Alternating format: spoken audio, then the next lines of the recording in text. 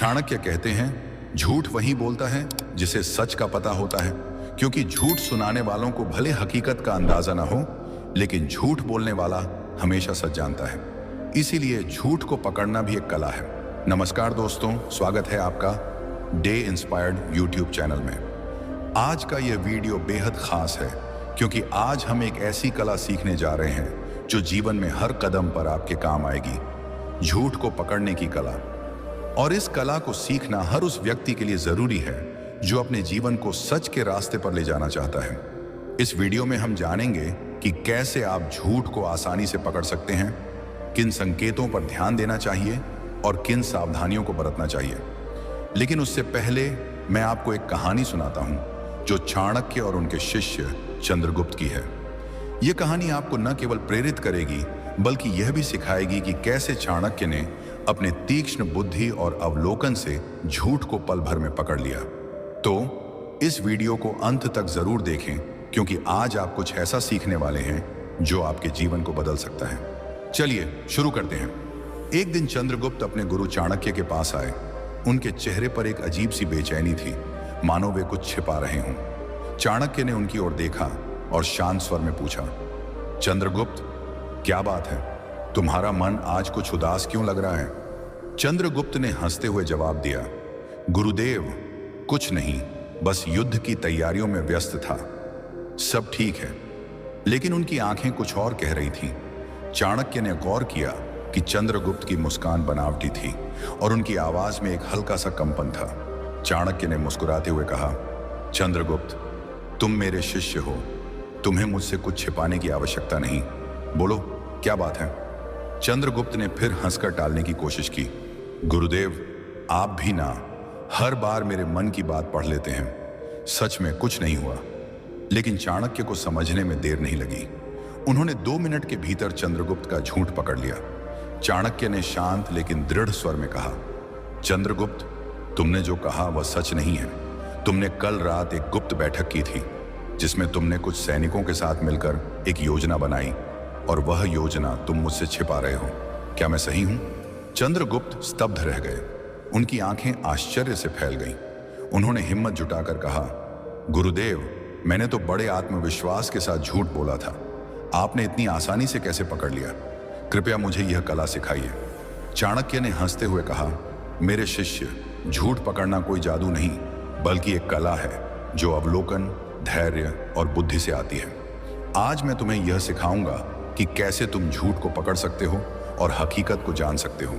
लेकिन पहले मैं तुम्हें एक और कहानी सुनाता हूं जो तुम्हें इस कला का महत्व समझाएगी। एक छोटा सा गांव था, हरा भरा, शांत और ईमानदार लोगों से भरा हुआ। उसी गांव में एक व्यापारी रहता था। उसका नाम था धर्मदत्त। धर्मदत्त की घी की दुकान पूरे गांव में प्रसिद्ध थी। लोग कहते थे कि उसके यहाँ का घी सबसे शुद्ध होता है, गाय के ताजे दूध से बना, सुगंधित और स्वादिष्ट।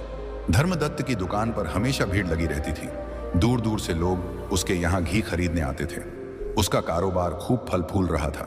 उसके पास धन, नाम और मान सम्मान सब कुछ था।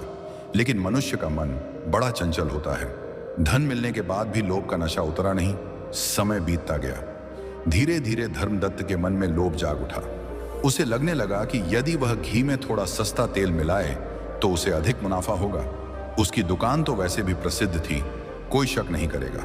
पहली बार उसने बहुत डरते डरते यह काम किया। उसे उम्मीद नहीं थी कि लोग इस बात को समझ पाएंगे। लेकिन आश्चर्य, उस दिन भी उसकी सारी घी बिक गई। न किसी ने घी की गंध पर शक किया, न रंग पर। यह देखकर उसका विश्वास बढ़ गया। अब वह हर रोज घी में तेल मिलाने लगा। लागत घटी, मुनाफा बढ़ा। उसका बही खाता सोने जैसा चमक उठा। उसने नया मकान बनवाया, दुकान और भी बड़ी कर ली, गांव के मंदिर में दान देना शुरू कर दिया ताकि लोग उसे धर्मात्मा समझें।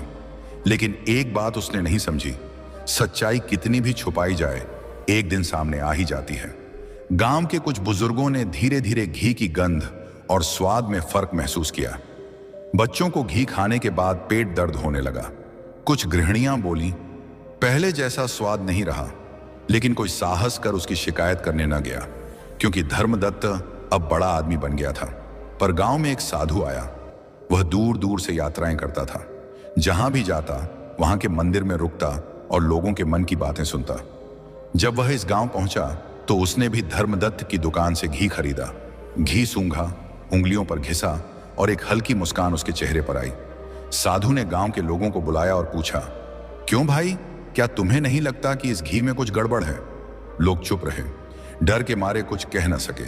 साधु मुस्कुराया और बोला, ठीक है, कल सुबह गांव के मंदिर में सब इकट्ठे हो जाना, वहां इसका सच सामने लाऊंगा। अगले दिन सुबह पूरा गांव मंदिर में इकट्ठा हुआ। साधु ने धर्मदत्त को भी बुलाया। सबकी आंखें उस पर टिकी थीं। साधु ने एक कटोरी में घी लिया, उसमें थोड़ी रुई डाली और दीपक बनाया। जब घी के दीपक को जलाया गया तो उसमें से काली धुआं निकली और बदबू भी आई। सब लोग हैरान रह गए। देखो, साधु बोला, शुद्ध घी कभी इस तरह नहीं जलता, इसमें जरूर मिलावट है। धर्मदत्त का चेहरा पीला पड़ गया। गांव के मुखिया ने कठोर स्वर में पूछा, सच सच बता, तूने क्या मिलाया है? धर्मदत्त ने बहुत कोशिश की, झूठ बोलने की भी, लेकिन साधु की तीखी नजरों और गांव वालों की आंखों से बच न सका। आखिर उसे कबूल करना पड़ा, मैंने घी में सस्ता तेल मिलाया है। गांव में सन्नाटा छा गया। जिन लोगों ने सालों से उस पर भरोसा किया था वे शर्मिंदा महसूस करने लगे। धर्मदत्त रो पड़ा। उसने कहा, मैंने लालच में आकर यह पाप किया, मुझे क्षमा करो।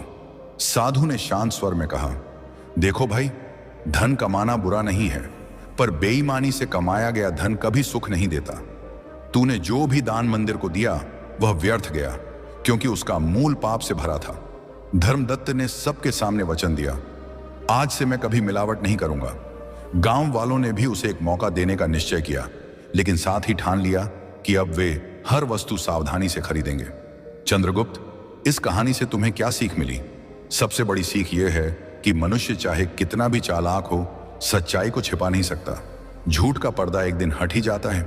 दूसरा, व्यापार में ईमानदारी सबसे बड़ा धन है। जिसने इस सत्य को पकड़ लिया वही सच्चा व्यापारी बनता है। इस कहानी का तीसरा पहलू भी है, लोगों की आंखें। यदि एक भी व्यक्ति सजग हो जाए तो वह पूरे गांव की आंखें खोल सकता है, जैसे उस साधु ने किया। इसका अर्थ है कि जब समाज की आंखें बंद हो जाती हैं तो बेईमान लोग पनपते हैं, पर जब जागरूकता आ जाती है तो बेईमानी का अंत हो जाता है। और चंद्रगुप्त, इस साधु ने सिर्फ व्यापारी को नहीं सुधारा, पूरे गांव को सिखाया कि आंखें बंद करने से सच्चाई नहीं छुपती। यदि गांव वाले शुरू में ही सच को पहचान लेते तो घी मिलावट से बच्चों को कष्ट न होता।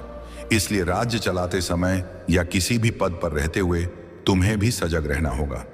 जब कोई दरबारी तुम्हें चापलूसी करे तो उसकी बातों के पीछे छुपे इरादों को देखना। जब कोई सलाह दे तो उसके मन की सच्चाई को पकड़ना। हर शब्द, हर व्यवहार, हर मुस्कान के पीछे का सच समझना। और याद रखना, जो व्यापारी लोभ में पड़ा वह अपनी प्रतिष्ठा खो बैठा। आज भी गांव वाले उसे शक की नजर से देखते हैं।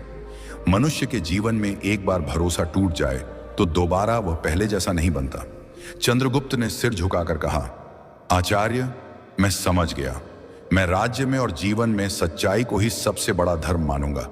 चाहे कितना भी लालच सामने क्यों ना हो, मैं कभी अन्याय और धोखा नहीं करूंगा।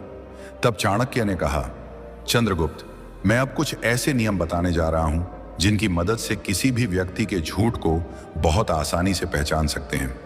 लेकिन इस कला में धैर्य, सूझबूझ और निष्पक्षता जरूरी है। तो आइए एक एक नियम को ध्यानपूर्वक समझते हैं। नियम 1, शारीरिक हाव भाव पर ध्यान दें। जब कोई व्यक्ति झूठ बोलता है तो सबसे पहले उसके शरीर की भाषा बदलती है। चाहे उसकी जुबान कुछ भी कह रही हो, लेकिन उसके हाव भाव सच्चाई को उजागर कर देते हैं। इस नियम को समझना बहुत आसान है। उदाहरण के लिए, अगर कोई आपसे बात कर रहा है और बार बार अपनी आंखें इधर उधर घुमा रहा है तो यह शक का संकेत हो सकता है। सामान्यतः जो व्यक्ति सच बोलता है वह सामने वाले की आंखों में निडरता से देखता है, लेकिन जो झूठ बोल रहा होता है वह सामने नजरें मिलाने से बचता है या बार बार नीचे देखता है। कई बार लोग अपने मुंह या नाक को बार बार छूते हैं। यह संकेत है कि वे तनाव में हैं। जब दिमाग झूठ गढ़ता है तो शरीर तनाव महसूस करता है और हाथ अनायास ही मुंह, नाक या गर्दन की ओर बढ़ते हैं। इसके अलावा पैरों की हरकत भी बहुत कुछ कहती है। झूठ बोलने वाला व्यक्ति बार बार पैर हिलाता है, कुर्सी पर असहज होकर बैठता है या बार बार पोजीशन बदलता है। ये सारी हरकतें उसके अंदर चल रही घबराहट का परिणाम होती हैं। नियम 2, आवाज के उतार चढ़ाव को समझें। दूसरा महत्वपूर्ण नियम है व्यक्ति की आवाज पर ध्यान देना। जब भी कोई इंसान झूठ बोलता है तो उसकी आवाज में हल्का सा फर्क आ जाता है, चाहे वह इस बात को खुद भी ना समझे।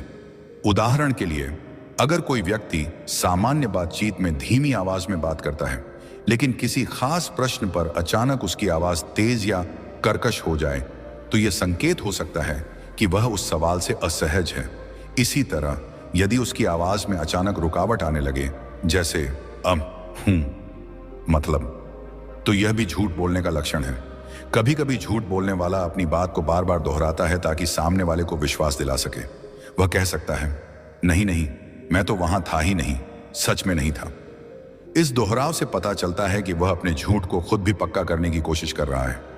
एक और बात, आवाज का कंपन। घबराया हुआ झूठा व्यक्ति चाहकर भी अपनी आवाज को पूरी तरह स्थिर नहीं रख पाता।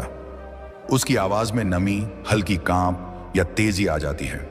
यह कंपन एक अनुभवी श्रोता तुरंत पकड़ सकता है, परंतु यहां भी सावधानी जरूरी है।